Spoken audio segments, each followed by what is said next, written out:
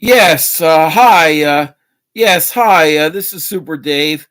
Um, you may be wondering why I'm wearing a Superman costume when I'm going to review a movie called Santa Claus.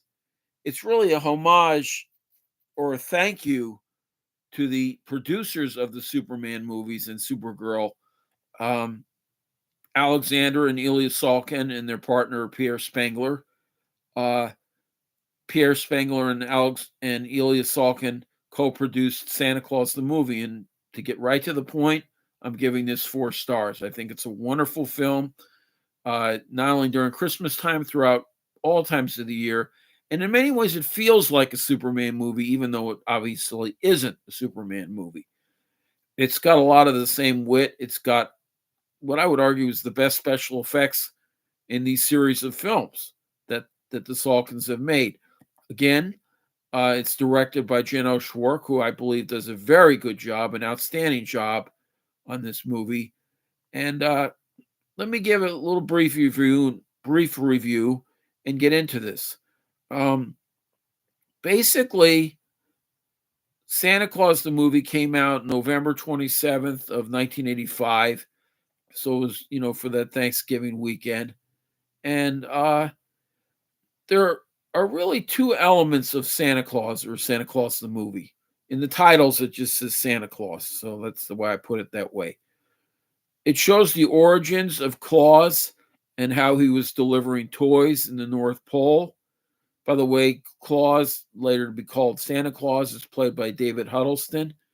Um, he does a really great job, but him and his wife pass out, and they wake up and they're greeted by these elves at the North Pole, and essentially um, they discover that they're going to live forever, and they're going to be skilled makers and deliverers of toys. That every year Santa Claus would go out and deliver toys.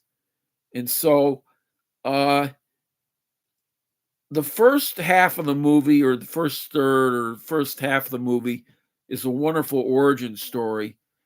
And I love a scene where Burgess Meredith, who was very much like Marlon Brando in Superman 1, he says, you were sent on a mission to help all children. And just great stuff. Really epic. They didn't goofball around on this one. They did a really great job. And I love the flying sequences where it's like, don't worry, we're only flying. Only flying? Are you kidding me? Only flying? But it's just great. The flying sequences are done by the same team that did the Superman movies and did Supergirl. I know that Zoran Perisic did the Zoptic flying scenes for the first three Supermans. Then they used a different type of front projection for Supergirl, and maybe it's a different type of front projection, even refined more here. But really fantastic flying scenes. And the other thing that I really love about Santa Claus, the movie, is it's beautiful music. Sheena Easton has a song that says, "It's Christmas all over the world tonight, all over the world." Really, really nice song. Um, the second half of the movie gets, like the original Superman does, gets us to the current century, to the current time period, and Santa Claus wants to have a couple of assistants because he's exhausted. And one of his assistants is played by Dudley Moore, one of the elves. He gives a great comic performance. And on a side note, it would have been great to see Dudley Moore in a Superman movie. That would have been great. Um, but anyway, as I was saying, it shows the current help with the new elves, or the elves that have always been there, helping Santa Claus. And the one elf is doing traditional methods of manufacturing. The other elf is doing quicker, faster paced, but sloppier, and that refers to Dudley Moore's character, Eventually, it comes back to haunt him or get him because toys are returned. And so Dudley Moore's elf character, Patch, retires or resigns from being an elf and actually takes himself to downtown Manhattan in the city, and he wants to prove himself again.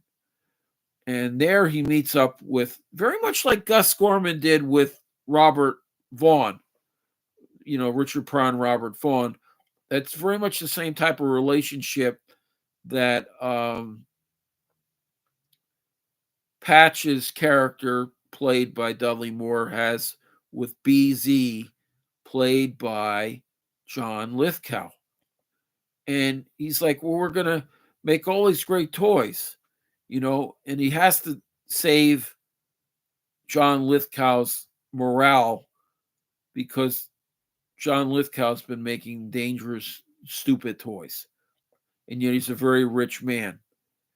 While that's going on, or even before that's going on, we get wonderful flights of Santa Claus and a young boy played by Christian Fitzpatrick, and them flying over Manhattan. One of my favorite scenes in the movie is where the sleigh tries to go up to the top of the World Trade Center, and it can't quite make it, like the Super Duper Looper.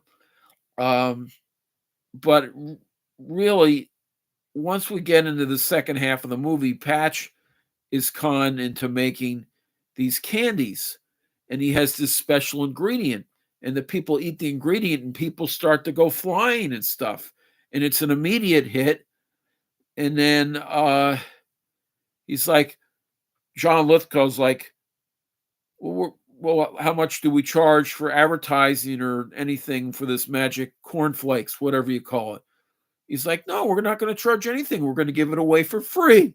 He's like, for free? Well, that's how we do it at the North Pole. Well, that's not how we do it here in a free enterprise system.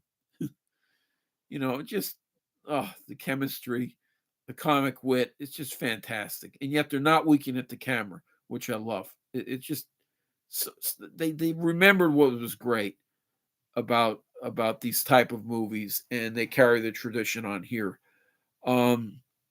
Eventually, though, there's a problem in the component that Patch makes, and the stuff can explode. And so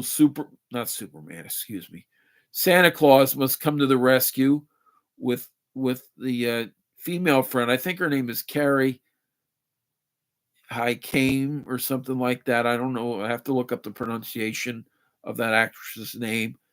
But they go and they rescue Patch, and they rescue the young boy, Christian Fitzpatrick.